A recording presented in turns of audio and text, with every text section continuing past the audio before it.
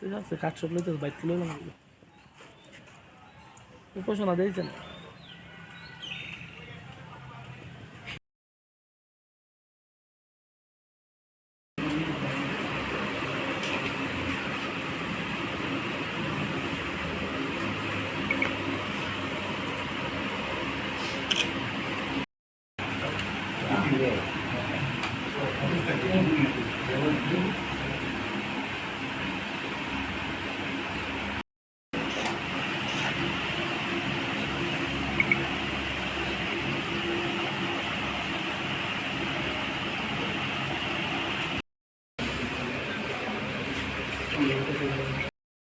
আজকে আমরা প্রধানত এসেছিলাম, সকলেই অবগত আছেন যে আমাদের গোটা দেশে এবং আমাদের রাজ্যে নানাভাবে নানা ক্ষেত্রে মানবাধিকারের যে মৌলিক বিষয়গুলি সেই বিষয়গুলি লঙ্ঘিত হয়ে আছে।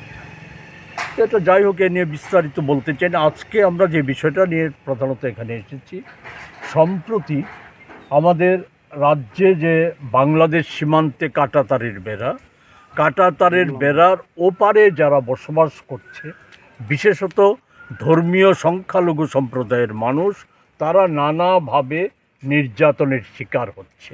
এর মধ্যে আমাদের সীমান্তরক্ষী বাহিনী, তারা নিরাপত্তার প্রশ্নে তো নিশ্চয়ই তারা কঠোর এবং কঠিন ভূমিকা প্রতিপালন করবেন, এ নিয়ে আমাদের কোনো সন্দেহ নেই, এবং আমরা চাই নিরাপত্তার প্রশ্নে কঠিন এবং কঠোর ভূমিকা তারা প্রতিপালন করুক। কিন্তু এর বাইরে আমরা দেখছি বিভিন্নভাবেই, বিশেষত এই সংখ্যালঘু সম্প্রদায়ের মানুষকে হয়রানি করা, একটা অনর্থক হয়রানি করার ঘটনা ঘটছে। এগুলি প্রত্যক্ষ করেছেন আপনাদের মাধ্যমে, নিশ্চয়ই আপনাদের এখানে প্রচারিত হয়েছে। সম্প্রতি আমাদের এই যে আমতলী থানার মতিনগর যে গ্রামটা, সেই গ্রামে সেখানে বিদ্যুৎ বিচ্ছিন্ন করে দেওয়ার জন্য যারা ভারতীয় নাগরিক, যাদের বৈধ সমস্ত কাগজপত্র, জমির অধিকার সব কিছু নিয়ে যারা বসবাস করছে, তাদের বিদ্যুতের লাইন কেটে নেওয়ার জন্য উদ্যোগ নিয়েছিল আমাদের রাজ্যের অকর্মণ্য বিদ্যুৎ নিগম। সেটা বাধাপ্রাপ্ত হয়ে সাময়িক পিছু হটেছে, কিন্তু আতঙ্ক জারি করে রেখেছে যে কোনো সময় লাইন কেটে দেওয়া হবে।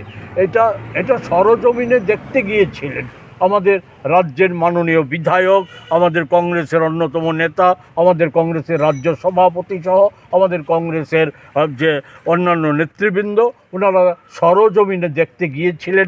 ওনারা দেখে এসে মানুষের যে বিবরণ শুনলেন, এটা বড় মারাত্মক। সেটা হচ্ছে কি, যে মানুষ কতটা খাবার খাবে, কতটা খাবার ব্যবহার করবে, কি কতটা সাবান কতদিনে ব্যবহার করবে, এর সবই নির্ধারিত করে দিচ্ছে বিএসএফের একটা অংশ। এর অন্যরকম হলে তাদেরকে চিহ্নিত করা হচ্ছে পাচারকারী হিসাবে। এই বিষয়গুলি যে চলছে, এটা শুধু এই জায়গার ঘটনা না, সারা রাজ্যের ঘটনা। এই বিষয়গুলিতে আমরা উদ্বিগ্ন। এটা আমরা আজকে মানবাধিকার কমিশনের এখানে যিনি দায়িত্বে আছে চেয়ারম্যান, ওনার নজরে আমরা নিয়েছি।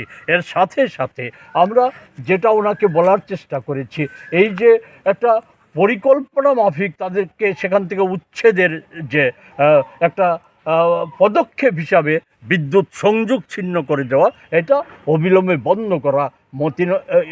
ওই গ্রামটার পাশে আগরতলার সন্নিকটে জয়পুরে 20-20টা সংখ্যালঘু পরিবারের বিদ্যুৎ সংযোগ ছিন্ন করে দেওয়া হয়েছে।